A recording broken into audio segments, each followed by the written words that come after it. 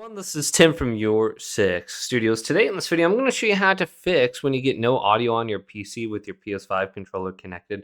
All you have to do is go down to the little speaker icon on your main display, and you can see it's selected my DualSense wireless controller.